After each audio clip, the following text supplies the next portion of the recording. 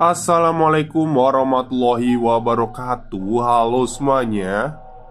Jumpa lagi dengan saya Chow Sing Sing, kurator dari podcast Horror Night Story. Halo, apa kabar semuanya? Semoga kalian semua baik-baik saja ya. Dan seperti biasanya, pada malam hari ini saya kembali dan akan menghadirkan sebuah kisah mistis untuk kalian semua. Kisah mistis kali ini saya datangkan dari treat horornya Creepylogy. Oke, daripada kita berlama-lama, mari kita simak ceritanya. Sebelum melangsungkan acara pernikahan, beberapa tahun yang lalu saya mengantarkan sepucuk undangan ke sebuah pesantren. Pengasuh pesantren itulah yang kemudian mengisahkan cerita memilukan sebagaimana berikut ini.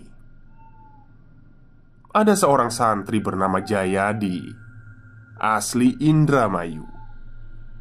Di umur yang sudah masuk kepala 3, dia mulai gundah oleh karena nasihat juga tekanan dari orang lain di sekelilingnya agar si Jayadi ini lekas berkeluarga. Ya, tidak salah juga perkataan orang. Pasalnya kebanyakan pria di desa bahkan sekabupaten sudah pada kawin kalau umurnya terpaut jauh lebih muda dari Jayadi. Ya, mau-mau aja sebenarnya Jayadi untuk menikah. Tapi siapa lawannya? Karena masalahnya itu, maka keluarga dan karib sekerabat pun segera mencarikan lawan. Tentunya harus sepadan.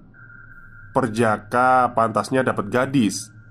Begitu pula sebaliknya. Tidak sukar ternyata mendapatkan tangkapan buat Jayadi ini.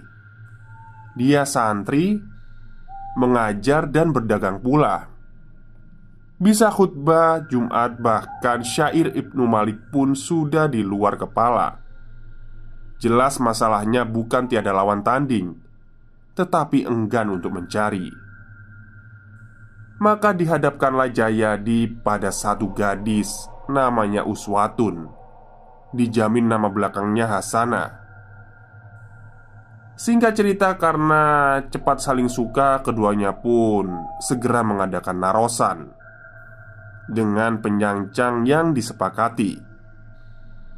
Pernikahan dapat dibicarakan.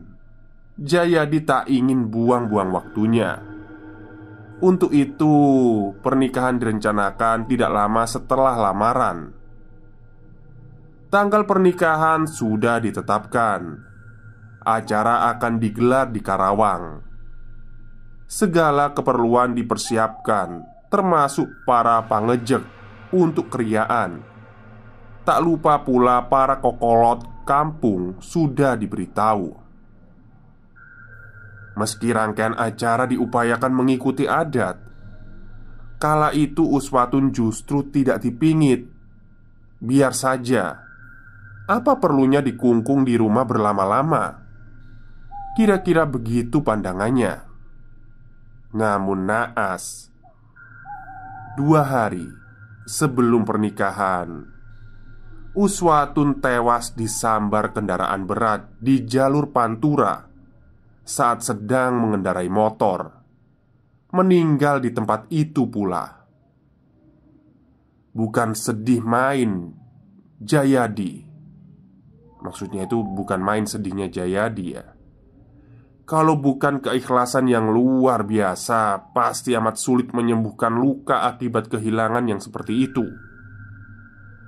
Dalam perjalanannya, Jayadi kemudian meninggalkan dakwah karena berdagang dinilainya lebih menguntungkan secara dunia dan akhirat daripada jika dia menjadi dai.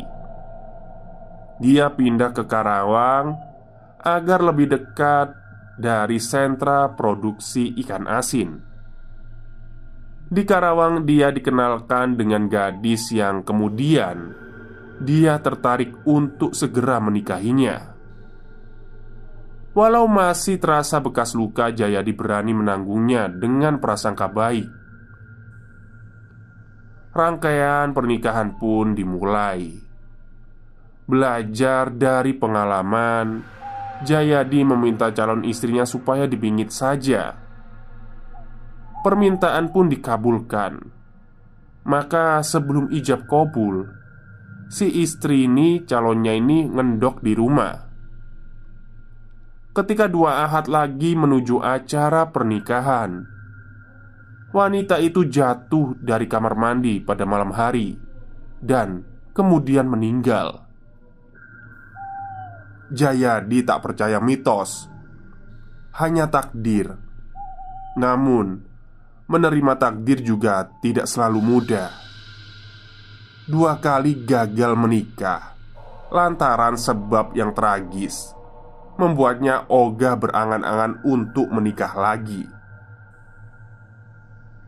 Untungnya, pemitosan tentang itu masih diskriminatif. Yang ada hanya wanita pembawa sial, semacam bahu lawean. Itu juga banyaknya di kultur Jawa. Jadi, pengalaman Jayadi tidak sampai menjadikannya omong-omong berkepanjangan. Bertahun-tahun setelahnya ternyata mental Jayadi sembuh oleh waktu. Oleh rekannya dia ditawarkan seorang janda cerai mati asal Subang, masih muda dan kembang. Jayadi memang tak bisa lagi berharap harus dapat gadis, karena umurnya juga makin banyak. Kepada keluarga janda itu Jayadi melamar. Prosesnya tidak sulit, setidaknya tidak sedisiplin mengawini gadis. Untuk yang ini, lelaki itu ingin segalanya lebih dipercepat. Kalau bisa satset, besok nikah habis subuh. Akan tetapi kesialan itu terulang lagi. Sang calon istri yang tinggalnya sendiri di rumah bekas suaminya terkubur longsor sepekan sebelum hari pernikahan. Kejadian ini menurut keterangan penutur sudah berlangsung lama, periode 1980-an hingga 1 dekade setelahnya. Tidak diketahui kelanjutan nasib Jayadi. Akankah dia mengakhiri nasib buruk atau tetap terulang seperti itu, atau malah memutuskan untuk melajang atau mempertahankan perjakanya seterusnya? Pengasuh pesantren itu secara pribadi percaya hal tersebut dalam kacamata paranormal. Saya bertanya, bagaimana melihat celah paranormal? Sebab saya secara akidah, kalau sedang waras, percaya jika itu ulah jin. Mereka tidak bisa menimbulkan akibat sejauh ini, yakni kematian. Terhadap pertanyaan itu penutur berkata, benar, tetapi jin ini mampu mempengaruhi pikiran manusia. Dan itulah yang menjadikan dia mengalami kesialan berturun-turun. Pengaruhnya bagaimana? Kematian itu bagaimanapun tetap akan terjadi.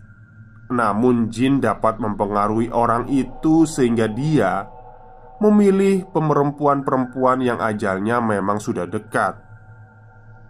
Saya rasa penjelasan semacam ini dapat diterima secara akal.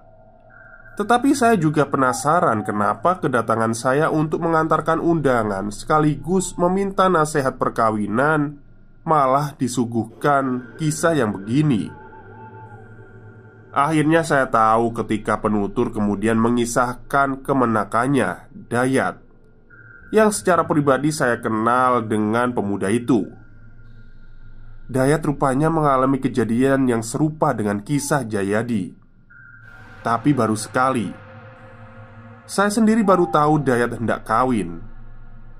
Calon istrinya meninggal, ujar dia, tanpa memberitahu lebih banyak mengenai penyakit yang diderita wanita itu.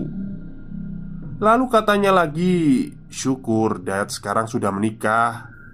Tetapi karena khawatir, waktu itu dia disarankan pergi tawaf sebelum menikah.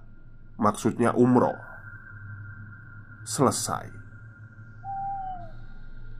Baik, itulah kisah pendek dari Creepylogy ya, mengenai pernikahan.